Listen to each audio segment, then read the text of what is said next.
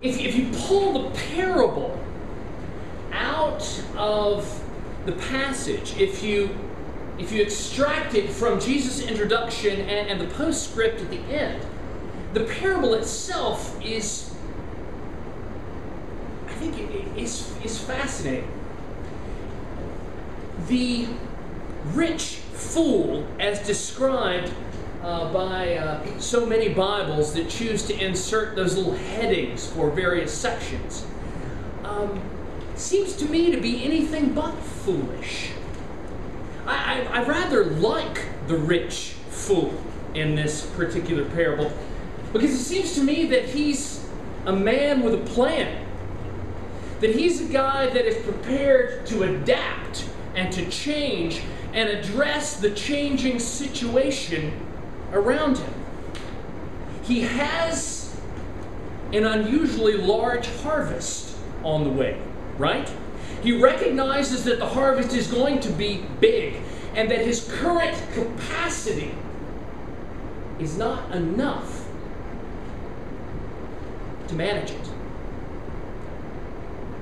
So he engages in this interior dialogue where he says, I see my problem, I see the challenge ahead of me,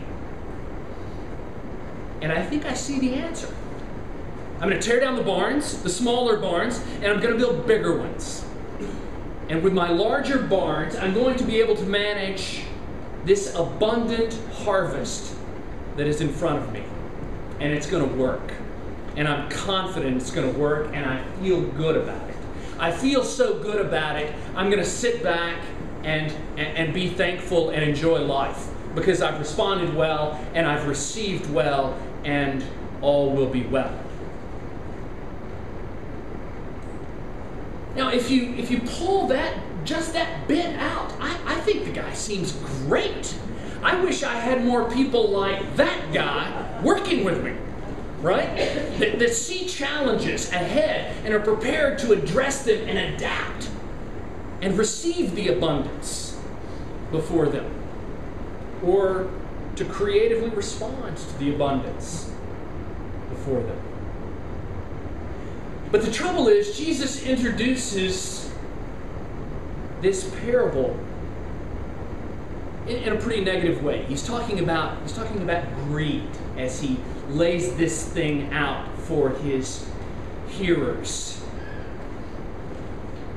Yet, I think of greed in just very different ways than this example of the rich fool. I just think of greed being very different than that. I think of greed as being about an obsession with accumulation, right? An appetite for accumulation that can't be satisfied. Always looking for more and more and more, and churning and planning and scheming out there to get more and more and more. And that just doesn't seem to be what this example that Jesus uses in the parable is about.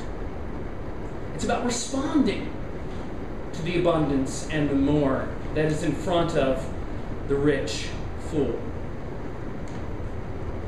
So do you think Jesus means that greed is not just an obsession, but is a kind of perspective as well? Because if you really dive into the parable, it seems to me that the problem of the rich fool is that he's incredibly isolated. And as he engages in that dialogue, it's about him and it's only about him. The considerations are his alone.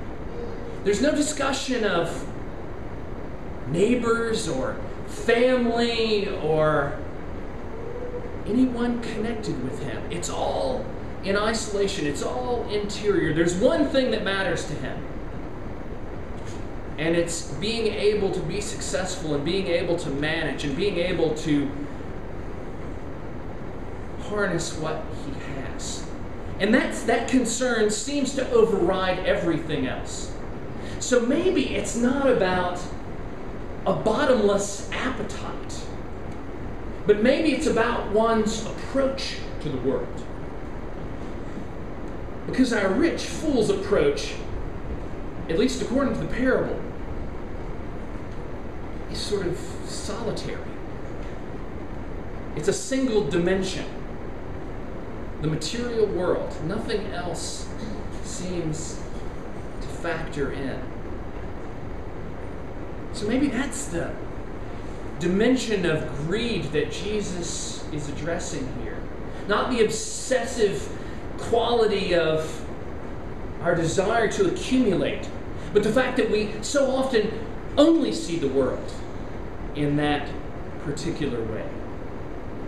So maybe Jesus is talking about the fact that we need to open our eyes more broadly and see the world in larger ways than we typically see the world. Maybe Jesus is asking us to consider the whole rather than the individual peculiar focus that most of us have for whatever reason. Maybe Jesus is asking us to consider how we are related and connected with one another. The relationships that bind us together.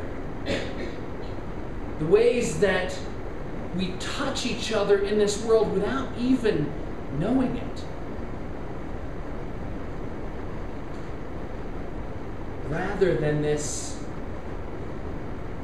solitary life lived in a vacuum, consumed with only the things that matter to me and that I care about. Isn't that so much the nature of our lives? How we become sort of fixated on the thing right in front of us, and it's all-consuming, and it's kind of my obsession. But in the larger world, it doesn't matter very much.